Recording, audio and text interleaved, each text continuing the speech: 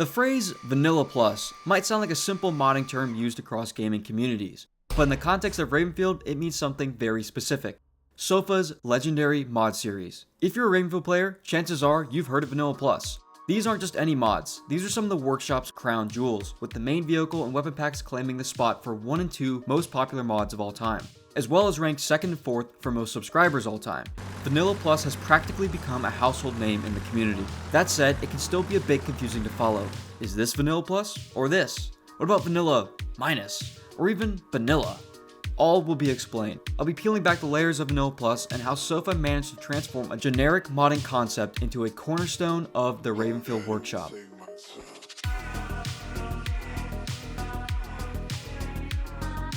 Vanilla Plus is, of course, more than just this pair of popular mods. What started as a simple vehicle redesign has blossomed into a comprehensive modding project, currently comprised of 40 official released mods. Here we can see how the collection spans across the modding landscape, with the bulk of Vanilla Plus featuring vehicle add-ons. This diagram is a bit misleading, so to break it down further, there are 6 main vehicle packs with 5 respective camo packs. The original, ground expansion, air expansion, Kestrel faction, and naval expansion. There are smaller vehicle mods containing standalones and commissions. Weapons contain 5 packs. The original, Spec Ops weapons, Kestrel weapons, and a beta pack which contains weapons for this mod here, all of which are created by We Eraser. Maps are for Tides of War testing, previews, boss battles, and story-styled maps. For specific skin mods, there's just the one, a Spec Ops skin variant. And finally, miscellaneous mods, such as Legacy mods, the Mothballed Magpies faction, and a catch-all miscellaneous / work-in-progress pack.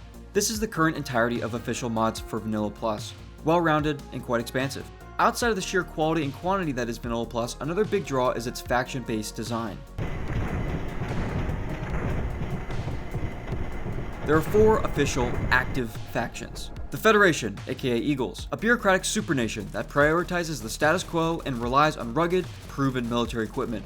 Formed through an alliance of world powers, the Federation values collective defense and incremental, careful progress through its complex governmental system. The Union, aka Ravens, is a hyper-capitalist entity driven by corporate interests and technological exploitation. Constantly seeking to undermine global tensions to their advantage, the Union equips its military with the most cutting-edge and most profitable hardware available through their military-industrial complex. The Kestrel States, essentially the third world nations, smaller, developing countries caught between and navigating the tensions of major global powers, typically with limited but adaptable military capabilities. Magpies, a catch-all term for irregular factions including insurgents, rebels, terrorists, militia, criminals, and looters. Diverse and fragmented, united only by opportunism and survival. Each faction's kits and vehicle sets are usually inspired by real-world equipment. I'm not going to go through every single one since even for me that's a bit too deep, but here are some prime examples. From the Vanilla Plus weapons pack, there's the RK5 based on the AK5, the Gavolt based on the Hecate, the Victorious 1879 based on the Smith & Wesson Model 10, and the Reese ATGM from a Javelin. Some weapons are combinations, such as the Bulldog as a mix between a Tavor and a DT MDR, or the Adder being a combo of a Knight LMG and a Pecheneg. Vehicles have a similar story, such as the Typhoon being inspired by the Super Tucano, AT6 Wolverine, or the PZL 130, with the Warrior tank being a Leopard 2 and a Type 90 plus a K2 Black Panther, the Kodiak being a combo of a Merkava, an Abrams, and a Challenger 2, and for the Kestrels, the Vanguard being a T-72 plus an M60. Equipment for each faction usually has a general inspiration as well and stick to some sort of theme. The Kestrels are the easiest example, which according to Sofa, their gear is themed off of a lot of Cold War surplus, most of which is Soviet-like in real life. But you also see them using what looks like a GKN Simba for an APC, or a Marchetti SF-260 for an attack plane. Before going down the rabbit hole that is Vanilla Plus quasi-lore, let's explore how Sofa essentially claimed the term Vanilla Plus within Ravenfield. The exact first use of Vanilla Plus in the workshop dates back to October 2018, with Sofa releasing Vanilla Plus default vehicle and redesigns. Although the models look very rudimentary, it's important to note that the base vehicle designs were not updated until May 2019, so at the time, this is a pretty solid execution of the concept. The mod has no real connection to modern Vanilla Plus, but yeah, it's technically where it all started. And of course, let's take a moment to appreciate the progression from this to stuff like this. It wasn't until March 2020 when the official Vanilla Plus that we all know and love truly started, with the release of Vanilla Plus vehicle redesigns and skins. This pack was received quite well, and by December 2020 it had amassed around 60,000 subscribers and has since climbed to 216,000 for the single mod. In total, Vanilla Plus has grown to over 1.45 million active subscriptions across all its mods. A few things stand out for why Vanilla Plus did so well, first being that Vanilla Plus was fairly unprecedented, specifically the first pack. At the time, making vehicles was considered much more difficult, and as such, there were less mods of them. On top of that, vehicles in general weren't as popular as weapon mods, and had on average less subscribers. This is shown with these two graphs. The first showing the count of mods over time for each type, which indicates that there are a lot more weapon and map mods than vehicles, and this graph, which shows the ratio of subscribers to mod count. Here we can see weapon mods average the most subs compared to vehicles, and on an unrelated note, we can see the impact of the in-game map editor on the average sub counts for maps. So, making vehicles was a tough modding category to be in. You had less resources and less attention from players, at least compared to weapon mods.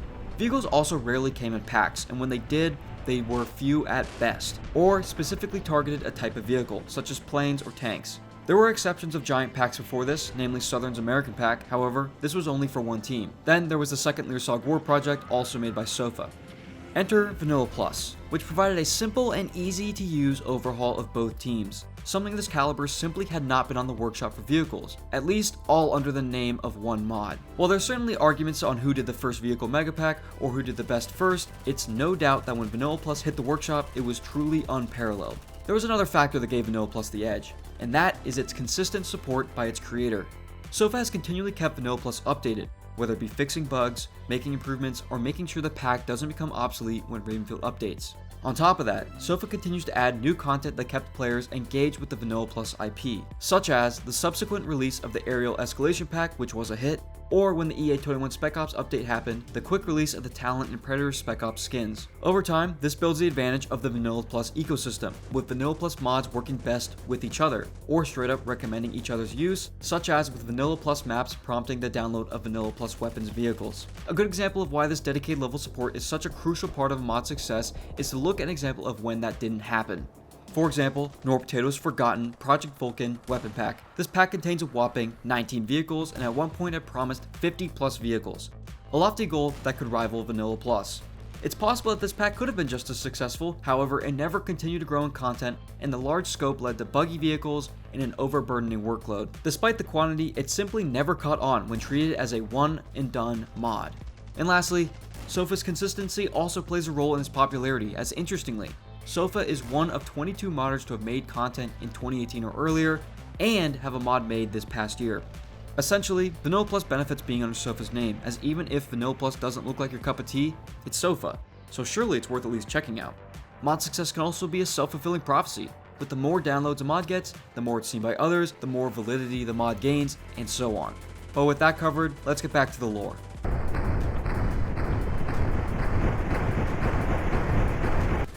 Lore is in quotes here because, well, trying to understand Vanilla Plus lore is like gripping sand.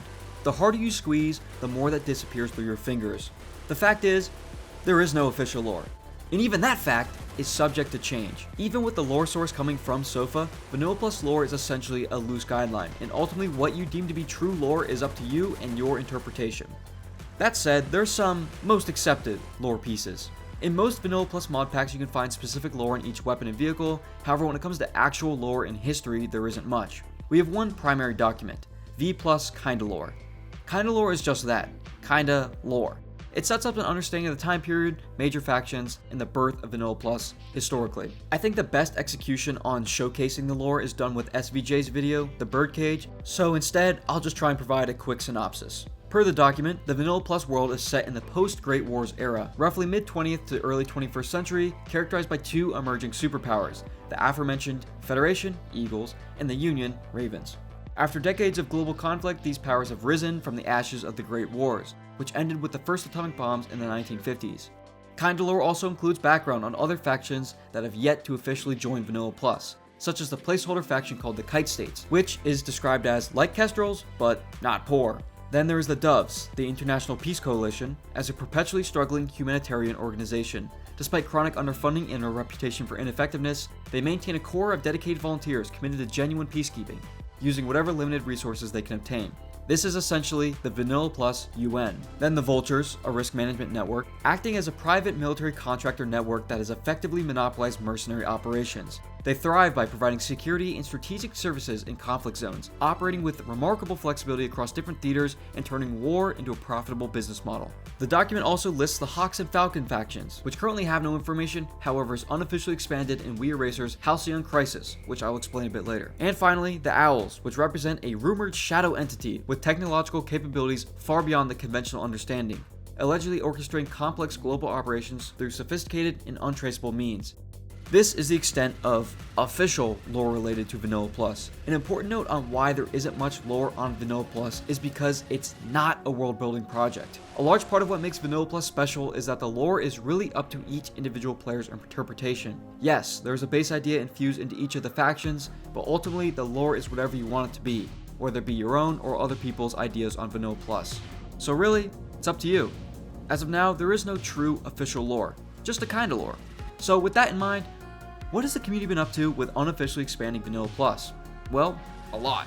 One of the greatest Vanilla Plus pioneers, Dustron, and the creator of Vanilla Plus weapons himself, We Eraser, have made great additions. Dustron is arguably the most in-depth lore interpretation for Vanilla Plus, with a map, backstory expansions, as well as new factions altogether.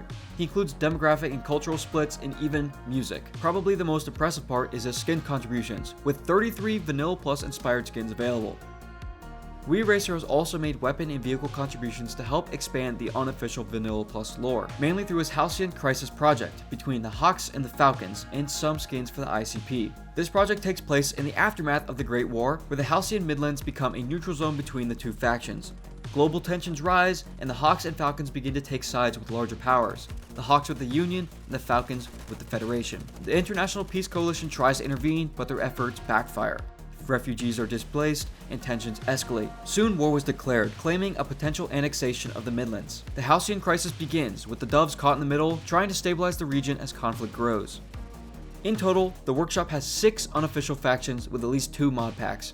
The Intervention Forces, the INF, also known as the Merlins, is an expeditionary force primarily focused on peacekeeping and humanitarian assistance. The Drongos, an aging empire battered by sanctions and internal conflicts, has emerged as a resilient nation known for its resourceful military. The Greed faction is said to be a country with huge amount of oil, which once were part of the Kestrels but then left the Alliance and joined the Ravens. Hawks and Falcons and IPC are part of the Halcyon Crisis as previously discussed. And then finally, the Kingfisher and Saspens, which is a recent development.